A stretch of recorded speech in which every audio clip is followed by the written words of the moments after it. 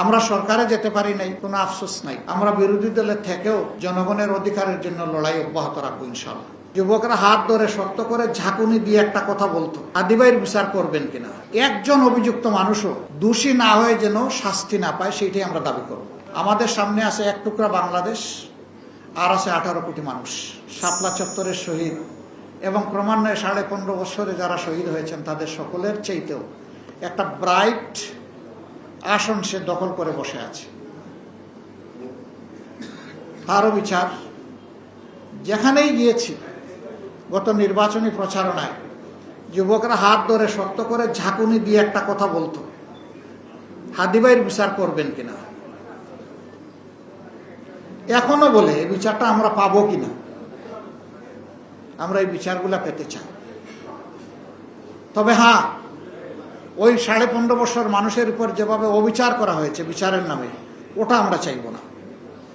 এটা যেন শতভাগ ন্যায় বিচার হয় এবং যার পাওনা সে যেন পায়। এতে যদি অভিযুক্ত কোনো ব্যক্তি একদম সম্পূর্ণ নির্দোষ ন্যায় বিচারের মাধ্যমে প্রমাণিত হয়ে যায়, আমাদের কোনো আফসোস থাকবে না। একজন অভিযুক্ত মানুষও দোষী না হয়ে যেন শাস্তি না পায়, সেইটাই আমরা দাবি করব। বরঞ্চ প্রকৃত দোষীরা যেন সঠিক শাস্তিটা পায়, এটা যেন নিশ্চিত করা হয়। আমরা দাবি জানিয়ে যাব এবং আপনাদের দাবির সাথে আমরা একাত্ম হয়ে চলতেই থাকব। আমাদের এই লড়াই অব্যাহত থাকবে ইনশাআল্লাহ। আল্লাহ রাব্বুল আলামিন এমন একটা দেশ, একটা জাতি আমাদেরকে দান করুন যেখানে আর প্রতিহিংসার রাজনীতি চলবে না, মিথ্যাচারিতা ধোঁকাবাজি রাজনীতির নামে আর ব্যবসা হয়ে দাঁড়াবে না, যেখানে রাজনীতি ব্যবসার পণ্য হবে না, যেখানে জনগণ আর কারো দাসে, মানসিক দাসে পরিণত হবে না, যেখানে সত্যিকার অর্থে স্বাধীন বাংলাদেশের নাগরিকেরা স্বাধীন নাগরিক হিসাবে মর্যাদার সাথে বসবাস করে পরিচয় দিবে, আমি বাংলাদেশ এবং এটি আমার বাংলাদেশ। এই দেশটাই আমরা চাচ্ছি। আল্লাহ তাআলা এমন একটি সুন্দর দেশ আমাদেরকে গড়ার জন্য তৌফিক দিন। আমাদের অঙ্গীকার স্পষ্ট, এই জাতির জন্য ন্যায়ের পক্ষে, অন্যায়ের বিরুদ্ধে আমাদের লড়াই অব্যাহত থাকবে। অন্যায় অসত্যের পরাজয়, তার ধ্বংসস্তূপ, তার স্কেলিটনের পর ন্যায় এবং সত্য প্রতিষ্ঠিত না হওয়া পর্যন্ত একটি ন্যায়ভিত্তিক, সমতাভিত্তিক সমাজ, মানবিক সমাজ প্রতিষ্ঠিত না হওয়া পর্যন্ত আমাদের লড়াই অব্যাহত থাকে। আমাদের সামনে কোনো দল নেই, ধর্ম নাই। আমাদের সামনে আছে এক টুকরা বাংলাদেশ, আর আছে 18 কোটি মানুষ। তাদের সকলের প্রতি আমাদের এই কমিটমেন্ট। আমরা সরকারে যেতে পারি নাই, কোনো আফসোস নাই। আমরা বিরোধী দলের থেকেও জনগণের অধিকারের জন্য লড়াই অব্যাহত রাখবো ইনশাআল্লাহ।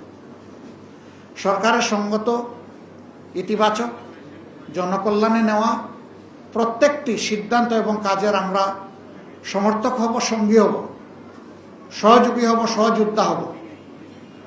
কিন্তু আমরা যদি দেখি সেই পুরানা কায়দায় কালো আইন বলবৎ রেখে অথবা নতুন নতুন কালো আইন তৈরি করে জাতিকে আবার নিগৃহীত করার দিকে যাওয়া হচ্ছে, তাহলে আমরা ঘরে বাইরে গর্জন করব। ঘর সংসদ, বাইরে রাজপথ, এবং আমরা এই দেশের মানুষের সাথে একাকার হয়েই করব। এই যে আমার সামনে একজন নিপীড়িত সাংবাদিক বসে আছে, এরকম আরো অনেকেই আছেন সে আমলের সাক্ষী, যাদের অপরাধ ছিল, তাদের কণ্ঠ আর কলম ন্যায়ের পক্ষে ছিল। এটা বরদাস্ত করা হয়নি।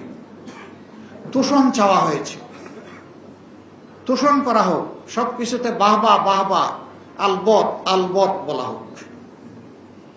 যারা বলেছেন তারা অ্যাপ্রিসিয়েটেড হয়েছে, তারা তাদের কাছ থেকে অনেক কিছু আদায় করে নিয়েছেন, পেয়ে গেছে।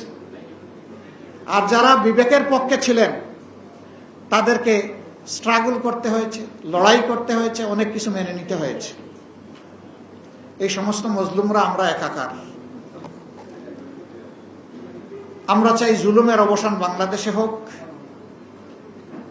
আমরা চাই আমরা চাই সেই ন্যায়ের বাংলাদেশটা প্রতিষ্ঠিত হোক, যে একটি মাত্র স্লোগান রাস্তাঘাটে, নগরে, বন্দরে, বাড়িতে বাড়িতে, গাছের উপরে, তারপরে বাড়ির ছাদে উঠে সবাই দিয়েছিল, উই ওয়ান্ট জাস্টিস।